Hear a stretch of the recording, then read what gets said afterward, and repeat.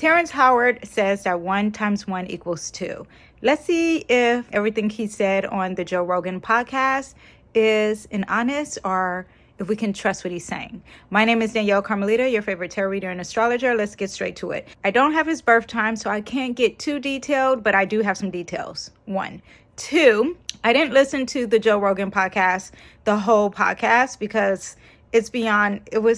we'll get into why. Every time I listen to a video of something that doesn't make sense, I always have another YouTube video or I go to a TikTok to make it make sense, because it didn't make any sense to me. And listening to this first YouTube video that I came across, it was so interesting. It was a chemist and a mathematician, and the way they explained their thoughts on Terrence Howard, I immediately was like, oh my gosh, Terrence is a Pisces. Looked it up. Yes, he's a Pisces. Also, I knew from listening to Terrence Howard briefly and listening to several clips of the podcast, he definitely has to have a Mercury in Aquarius. What does that mean? When you have Mercury in Aquarius, you're very innovative, forward thinker. You want to seek clarity. You want to seek the truth. You're into math. You're into science. He's an unconventional thinker, not afraid to challenge conservative thinking. Information, he's able to really obtain it really fast and process it really fast. He's into the future. He's into space. And his communication is very unique. Even the sound of his voice, it's a unique voice. Social issues and social justice is important to them. People who also have a Mercury in Aquarius, they could be detached when it comes to communication. They prioritize ideas over emotions. And we'll get into the emotional part a little bit more because he has that sun in Pisces. Now, the important part is that Aquarius, Mercury in Aquarius, they could be very stubborn. They are very fixed opinions. They have an opinion on something and they are like, this is it, this is a fact, even though new information can be coming in. They're also very rebellious in the way they think. They want to challenge authority and traditions just for the sake of it. He also could have lack of focus because he has such a wide range of ideas coming his way. Also, there could be like an unrealistic point of view. There's unrealistic expectations too. Now, I'm going to talk about Neptune in Scorpio. His Mercury in Aquarius is squaring Neptune in Scorpio, but quickly Neptune in Scorpio is someone who's really into deep growth and regeneration. They have intense passions. They could be interested in occult and mystical things you cannot touch. You can just feel it and believe in it. It's very obsessed into things, very intense, and there could be an obsession with this energy. So it's going to use their insight and their intuition over intellect. We'll get into that even further. To the subconscious, diving deep into their intuition and spiritual insights. Now, they're squaring. His thought process and his communication and his intellect is squaring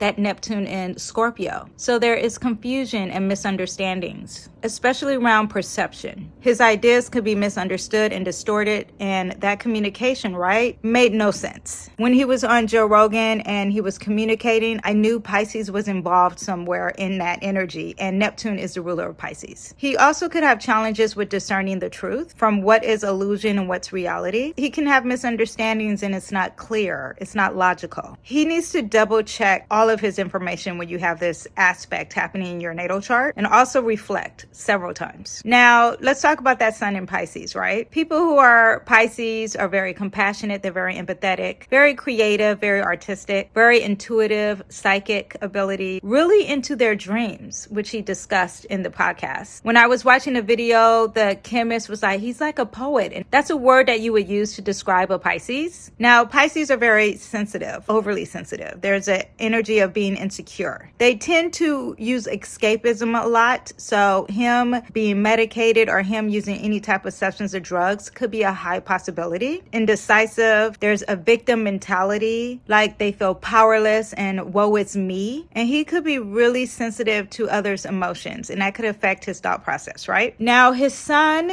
in Pisces is opposing Pluto and Virgo. I'm just going to explain this aspect and just saying that he could be overly obsessed into something and being really obsessed with one idea. Also celebrating the self. And there's power involving this. He wants to control the thought process of people with this one idea that he has. But with this aspect, there's also some internal power struggles. Now, his sun is also squaring the moon in Sagittarius. And I want to quickly explain that there could be an imbalance with his imagination and his introspective side, and it balancing with philosophy and higher learning. He even said in his podcast that he checked out of school. He left college because of ideas, and that could be his moon squaring the sun. And he could have some emotional conflict with that when it comes to his ego, because that ego is just based off of feeling. Tangible evidence, this just doesn't feel right. So no, I'm going to check out of school. Whenever we're talking about his intellect and his form of communication,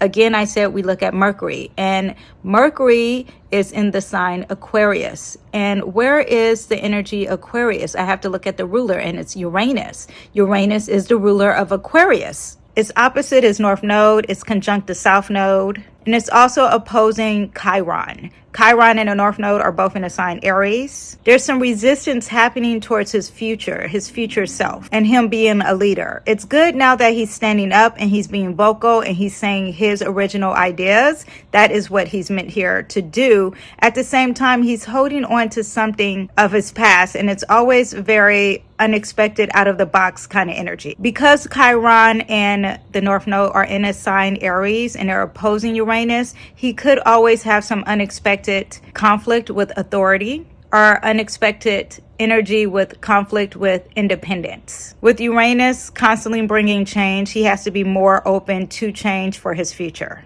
And with that Mercury in Aquarius, he has to be open to new ideas. I hope that explained Terrence Howard, and tell me your thoughts on what you think, if he's telling the truth or not. The Pisces energy, Mercury squaring Neptune, in my opinion, he may not be telling the truth. There's a lot of illusions, and he can't decipher a dream from reality. Let me know what you think and comment down below. If you want a free reading, I have one just for you. Click the link in the bio, and I will see you next time. Bye.